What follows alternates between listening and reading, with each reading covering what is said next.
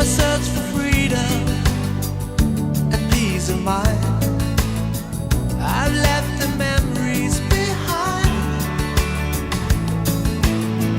Wanna start a new life, but it seems to be rather absurd when I know the truth is that I